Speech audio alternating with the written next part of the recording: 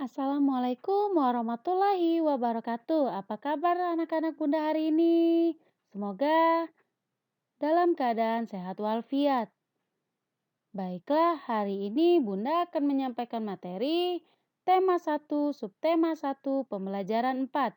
Bunda harap anak-anak dapat menyimak yang materi Bunda sampaikan dengan baik agar mudah dipahami.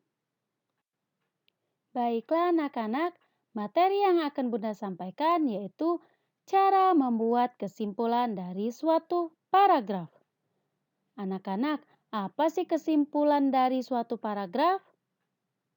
Kesimpulan paragraf adalah kesimpulan yang diambil dari sebuah paragraf atau merupakan inti dari paragraf itu. Untuk menarik kesimpulan paragraf, kita harus membaca teks bacaan dengan teliti, menentukan kalimat utama paragraf, menentukan ide pokok paragraf, menentukan informasi penting kalimat penjelas setiap paragraf, menyusun ide pokok dan informasi penting kalimat penjelas menjadi kesimpulan paragraf.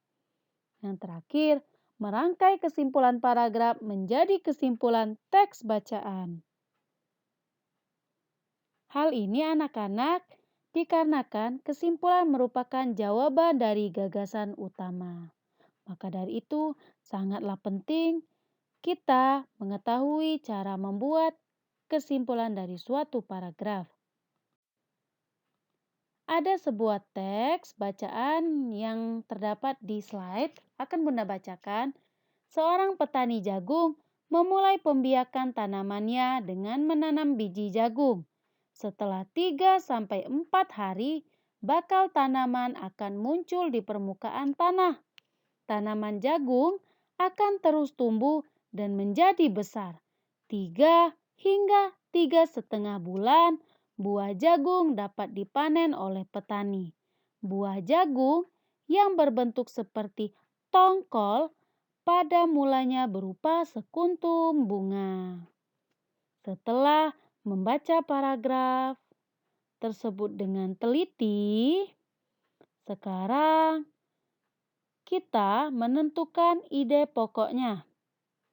Menentukan ide pokoknya pada paragraf yang tersedia, yaitu terdapat pada pangkal kalimat atau kalimat pertama, yaitu pembiakan jagung dimulai saat bijinya ditanam.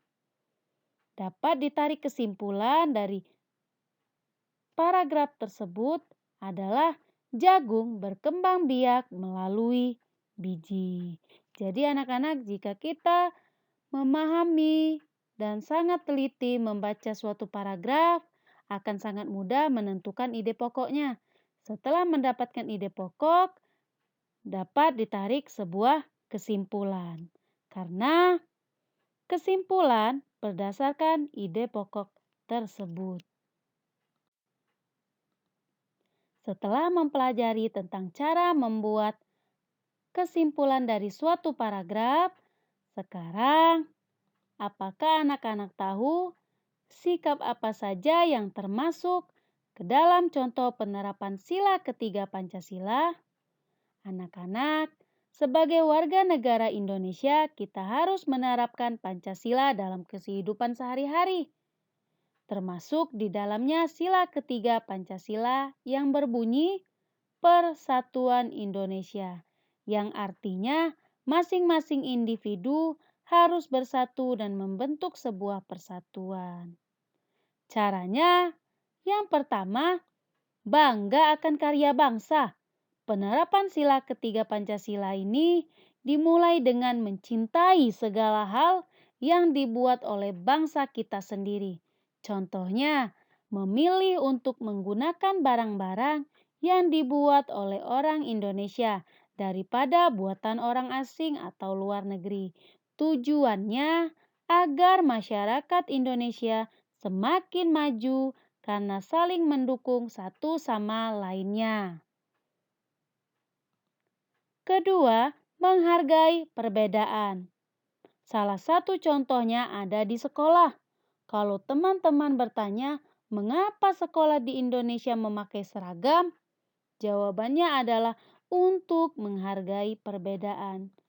Tidak ada orang yang lebih tinggi derajatnya atau sebaliknya. Semua dianggap sama.